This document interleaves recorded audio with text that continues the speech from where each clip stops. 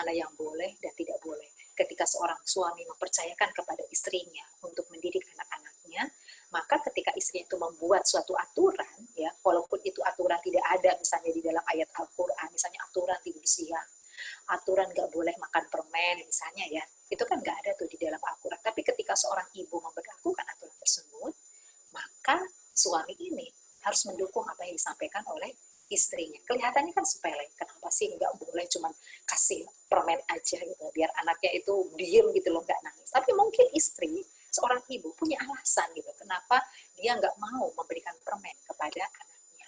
Nah ini penting sekali ya untuk dipahami oleh orang tua, karena ini bisa menjadi model bagaimana cara bersosialisasi atau bergaul dengan orang lain. Nah, saya mencoba untuk mengulangi lagi, untuk mengingatkan saja, karena ini sebetulnya sudah pernah dibahas sebelumnya tentang sensitive period. Saya hanya mengingatkan kembali bahwa di usia anak-anak kita, ya, di masa usia 0 sampai terutama itu sebetulnya sampai 2 tahun, itu adalah kesempatan emas ya, karena itu disebut window opportunity untuk membangun aspek-aspek yang menjadi modal bagi karakter anak. Nah, dari grafik ini kita lihat ya, di usia 0 sampai 2 tahun sangat penting sekali untuk memberikan stimulasi yang terkait dengan sensori motorik. Ini Ibu bisa lihat ya, di dalam grafik ini itu kan ada kemampuan tentang angka, kemudian kemampuan tentang keterampilan sosial dengan teman, keterampilan kemampuan bahasa, kemudian kemampuan tentang pembentukan kebiasaan, lalu kontrol emosi, membangun visi. Nah, Ibu bisa lihat bahwa grafik tersebut itu sangat terlihat ya, puncaknya itu ada di usia 0 sampai 2 tahun. Kenapa? Karena di usia 0 sampai 2 tahun itu otak benar-benar dalam keadaan plastisitas. Jadi mau dibentuk kayak apa, itu sangat mudah sebetulnya bagi orang tua. Cuman kan orang tua itu sering tertipu karena melihat bayi yang kelihatannya tidak berdaya, dia tidak bisa bicara. Jadi seolah-olah apa yang mereka berikan itu tidak nempel di otaknya, padahal itu adalah kesempatan yang baik sekali untuk membangun fondasi-fondasi dasar. Nah, sehingga di usia 0 sampai 2 tahun yang harus kita berikan kepada mereka itu adalah membangun, menstimulasi seluruh panca indera dengan main sensori motor, membangun kebiasaan, kemudian stimulasi emosi, walaupun masih hanya dalam bentuk mengenalkan emosi dan memberikan contoh bagaimana kita juga mengekspresikan emosi, dan bahasa kita itu harus bahasa yang baik dan benar, bahasa yang punya makna, bukan bahasa yang itu bisa menimbulkan kekeruhan pada hati anak-anak kita. Di usia 2-3 tahun, seiring dengan kemampuan motorik kasar yang berkembang, maka mereka juga harus dibangun regulasi emosi, kemudian kemampuan gerak, kemandirian sudah mulai terlatih ya. Nah, di usia 4-5 tahun yang kita stimulasi itu adalah pola harus sudah mulai betul-betul terlihat, terbentuk pada anak-anak kita, kemandirian juga harus sudah mulai terlihat, ya, keterampilan sosial juga harus kita asah, dan kemampuan bahasa juga harus menjadi bagian yang tidak boleh kita abaikan. Kemampuan kognitif ini juga sudah mulai tuh kita rancang kepada anak-anak kita, mengenalkan berbagai bentuk, mengenalkan berbagai angka, huruf, dan sebagainya, tetapi jangan lupa aspek-aspek yang lainnya tetap harus diberikan. Nah, ini saya mencoba untuk mengenalkan kepada orang tua bahwa pada saat kita ingin mengajak anak bermain, sesungguhnya alat main itu hanya terbagi atas 3. Jadi kegiatan main anak itu hanya terbagi atas 3, ya, secara garis besar. Yang pertama adalah main sensori motor, yang kedua adalah main peran, dan yang ketiga adalah main pembangunan. Main sensori motor itu apa sih? Main sensori motor itu adalah kegiatan main yang menstimulasi seluruh panca inderanya. Di mana ketika anak itu bermain dengan menggunakan seluruh panca indera, ini kan di dalam panca indera kita kan ada saraf-saraf, dan saraf-saraf itu kan bersambungan sampai akhirnya ke otak, dan itu akan menyimpan informasi di sel otak anak. Nah, di usia 0 sampai 1 tahun, sebetulnya yang paling sangat anak butuhkan itu adalah main sensori motor. Jadi anak itu belum membutuhkan banyak alat, belum membutuhkan banyak mainan. Yang sangat dibutuhkan itu adalah interaksi langsung, sentuhan kulit, melihat wajah, ya, kemudian pelukan, kehangatan, belayan. Itu adalah aktivitas-aktivitas yang bisa menstimulasi kebutuhan sensori motor anak. Nah, jadi berikanlah penciuman, sentuhan, kemudian perlihatkan kepada anak-anak kita berbagai objek ya, yang tentunya sesuai dengan tahapannya, kemudian perdengarkan berbagai suara yang itu bisa menstimulasi pendengaran anak. Di usia 2 sampai 3 tahun main sensoromotor juga masih diberikan, tetapi sudah ada main peran. Saya sudah membahas ini ya, bahwa ketika anak-anak kita mulai itu di usia 1 tahun, mereka sudah mulai melakukan kegiatan peniruan. Jadi mereka sudah meniru-niru bagaimana seolah-olah jadi ibu, bagaimana seolah-olah jadi ayah. Nah, main peran ini harus distimulasi, Bu. Jadi orang tua harus ngasih ruang, bahkan mungkin juga terlibat main peran dengan mereka, karena manfaatnya sangat banyak. Dan yang berikutnya adalah main pembangunan. Apa itu main pembangunan? Di main pembangunan ini mereka dikenalkan dengan berbagai aneka benda dengan fungsi-fungsi tertentu. Nah, bermain sensori motor dengan bermain peran, ini adalah kegiatan main yang lebih banyak untuk anak usia 2 sampai 3 tahun. Main pembangunan itu lebih sedikit proporsinya. Tetapi di usia 4-5 tahun, ketika kita stimulasinya baik, maka main pembangunanlah yang mengambil porsi yang lebih banyak. Mereka menggambar, main plastisin, membangun dengan Lego, itu ada main pembangunan. Main peran masih tetap kita kasih ruang, ya. Kemudian main sensori motor juga tetap diberikan. Nah, tetapi ketika mereka main sensori motor, cara mereka bermain sudah berbeda, tidak sama dengan anak-anak usia 2-3 tahun. Main sensori motor mereka sudah punya tujuan. Jadi anak ingin mengetahui lebih dalam tentang sesuatu. Nah, di usia 6-7 tahun, yang lebih dominan lagi, itu adalah main pembangunan dan sensori motor sudah mengarah kepada sains. Main peran juga sudah lebih berkembang. Di situ ada skenario, di situ ada pelibatan orang lebih banyak, sehingga kemampuan kerjasama anak juga sudah harus lebih ter-challenge ya, harus lebih tertantang lagi bagaimana dia harus bekerja sama dengan orang yang lebih banyak. Nah, ini adalah kegiatan main secara garis besar yang harus kita berikan kepada anak-anak kita. Ada main sensori motor, ada main peran, dan ada main pembangunan. Baik, lalu kriteria alat main. Alat main apa yang bisa kita berikan kepada anak-anak? Yang pertama, alat pemain yang cocok untuk anak usia 0 sampai 6 tahun adalah yang membuat anak itu bergerak.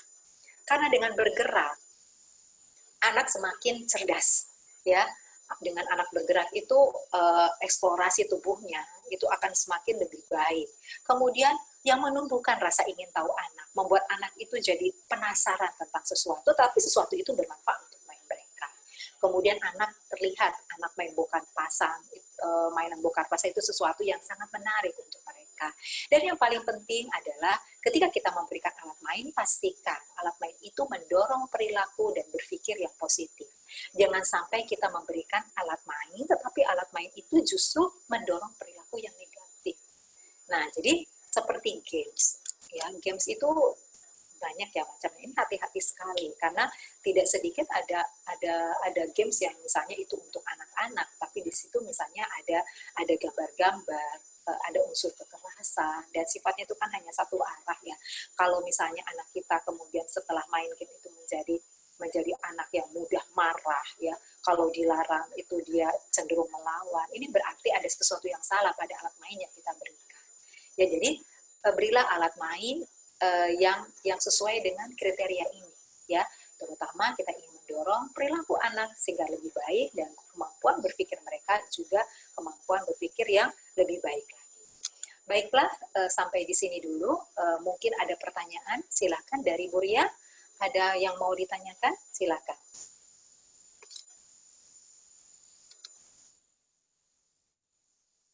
Silakan Bu Ria, mau ada yang ditanyakan?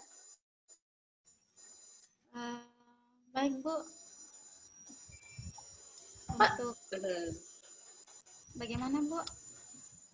Ada yang mau ditanyakan oleh Bu Ria atau dari yang lain? Silakan.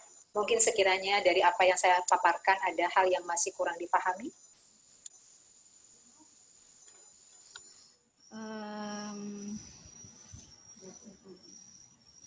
bagaimana Bu apa menghadapi anak yang punya rasa ingin tahu yang tinggi gitu. Sementara kita biasanya sebagai orang tua itu punya pengetahuan yang terbatas dan belum sampai ke situ juga. Ya, Mungkin itu, Bu. perlu disyukuri. Yang pertama perlu disyukuri ya. Kalau punya anak yang punya rasa ingin tahu yang tinggi, itu Masya Allah. Itu sesuatu yang harus kita syukuri. Ya. Nah, lalu bagaimana caranya kita memberikan respon, sementara anak itu banyak sekali pertanyaan yang diajukan, lalu kita tidak bisa menjawab. Ya sebetulnya mudah Bu untuk memberikan respon seperti itu. Janganlah jadi orang tua yang sok tahu. Jangan jadi guru yang sok tahu. Artinya gini, kalau misalnya memang kita tidak tahu, untuk apa ya, untuk menjawab pertanyaan anak, kita sampaikan tidak tahu, tapi kita bisa memodelkan kepada anak-anak kita bahwa ketika kita tidak tahu ada ikhtiar yang kita lakukan, lalu kita bisa kepada anak bicara, nanti ya jawabannya kita cari tahu sama-sama, nanti kita cari buku yang bisa menjawab pertanyaan tentang itu. Nah ini kan membuat anak belajar lagi tentang sesuatu yang baru. Oh, kita bisa mendapatkan jawaban dari rasa ingin tahu kita dari buku. Oh, berarti buku ini tidak hanya tidak hanya memberikan kepada kita itu pengalaman tentang kisah, pengalaman tentang cerita, tapi ternyata ada buku-buku yang bisa memberikan informasi tentang sekitar, misalnya tentang proses tanaman, tentang proses bagaimana bagaimana perkembangan